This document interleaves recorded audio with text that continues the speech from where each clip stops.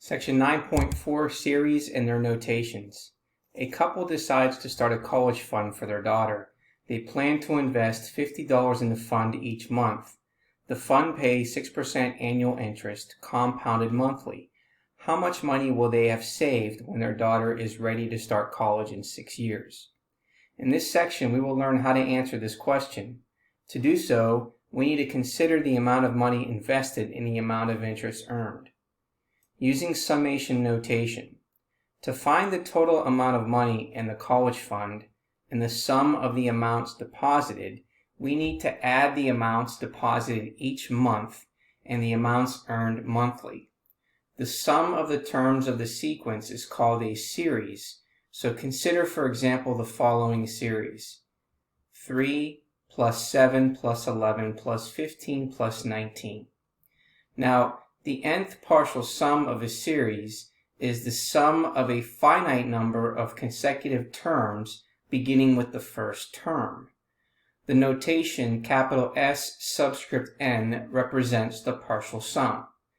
So capital S subscript 1 is equal to 3, which is the first term of the sequence. Subscript capital S subscript 2 is equal to 3 plus 7, therefore that's 10.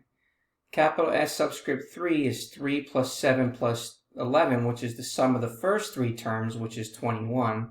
And then the sum of the first 4 terms is 3 plus 7 plus 11 plus 15, which is equal to 36. Now, summation notation is used to represent series. Summation notation is often known as sigma notation because it uses the Greek capital letter sigma to represent the sum. Summation notation includes an explicit formula and specifies the first and last terms in the series. An explicit formula for each term of the series is given to the right of sigma. A variable called the index of summation is written below the sigma. The index of the summation is set equal to the lower limit of summation, which is the number used to generate the first term in the series. The number above the sigma is called the upper limit of summation. It's the number used to generate the last term in the series. So let's take a look at this here. Here is the summation symbol. The upper limit of summation is 5. The index of summation is k is equal to 1, which is the lower limit. So we want to find the sum from 1 to 5 when we're looking at this. And then 2k is the explicit formula for the kth term of the series. So this is the formula that we're going to have to use.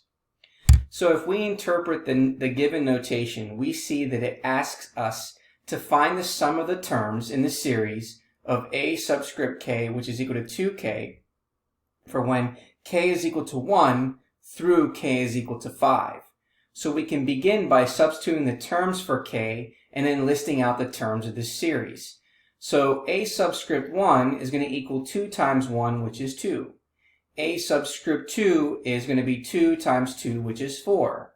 A subscript 3 is going to be 2 times 3, which is 6. A subscript 4 is 2 times 4, which is 8. And then A subscript 5 is equal to 2 times 5, which is 10.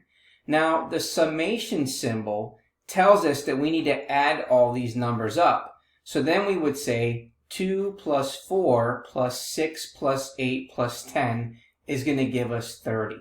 So we basically said that we find the sum of the terms from 1 through 5 of the formula 2k is equal to 30. Now, the summation notation, the sum of the first n terms of a series can be expressed in summation notation as follows. Again, k is equal to 1 to n of a formula a subscript k. This notation tells us to find the sum of a subscript k from k is equal to 1 to k is equal to n. K is called the index of summation, 1 is the lower limit of summation, and n is the upper limit of summation.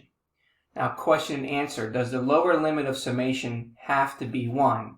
The answer is no. The lower limit of summation can be any number, but 1 is frequently used. And we will look at examples with lower limits of summation other than 1.